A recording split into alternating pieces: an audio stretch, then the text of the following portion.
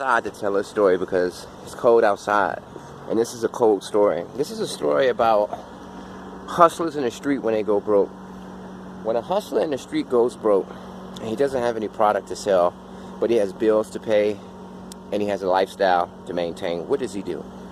Well, this is a story about one of my punk rocker friends who got by one of my homeboys from the hood. Like I told you, it was always like walking a tightrope.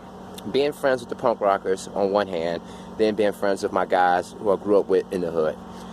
So one particular day, my homeboy hits me up and he's like, yo, I need to sell some of this bud, man. I need to get some money. My bills are due. And I had jumped out the game because I had caught my felony. I had already been convicted of my weed felony. So anybody who would call me for weed, what I would do is I would direct them to my homies. And I was 21 at the time. I'm 32 now, so this is 10 years ago. So my homie calls me and he's like, yo, I need to sell this bud. Please help me. I need this dough. I got a new baby. I got bills to pay. I need some sales. So just coincidentally, my white boy hit me up 5 minutes before that, and he was like, yo, I need 2 zips, 2 ounces. And this white guy was a photographer in the punk rock scene. His name was, well, I'm not going to say his name, but let's call him T. Now, T was a photographer, so all the pictures of me from the mid-2000s, 2005, 2006, 2007, 2008 were taken by him because he was the photographer of the punk rock scene. And he was cool. I used to smoke weed with him, drink beer. He was my boy.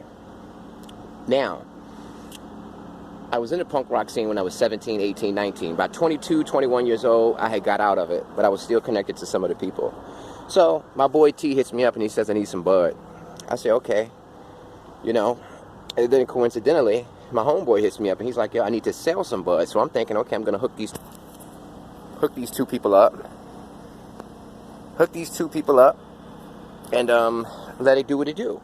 So I give T the phone number of my homeboy, and they make an arrangement to meet at a gas station called Exxon. So what happens is T calls me and says, yo, how much do I have to pay for the 2 ounces? I call my homeboy. I said, how much you want? He said, Benny, do you want anything off of it?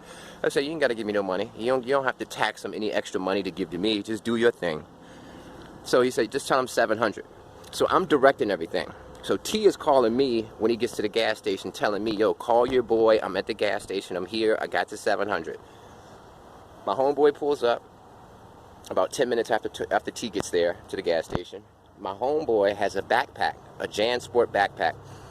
He walks over to T and he tells T, yo, the product is in the bag. Now the gas station is mad busy. It's early in the morning, it's busy. People going to work, rush hour traffic, right? So my homeboy has a Jan Pro backpack and he's like, yo, the weed is in here. He comes to his front door. T's window is down. T is inside the car. My homeboy is outside the car. He hands in the bag. T hands him the 700. About 15 minutes later, T calls me and he takes it and he sends me a picture first of what was inside the bag, and then he calls me and I'm really barely paying attention to my phone. Then I finally answer and he's like, "Yo, your homeboy sold me a loaf of bread." And it wasn't even a full loaf. It was only like 3 slices of bread in the bag. So my boy got a loaf of bread, put it in a Jan Pro backpack, told me that he needed some sales. I hook him up with T. He meet T at the Exxon gas station. The next thing you know, he gets T for $700. You understand? And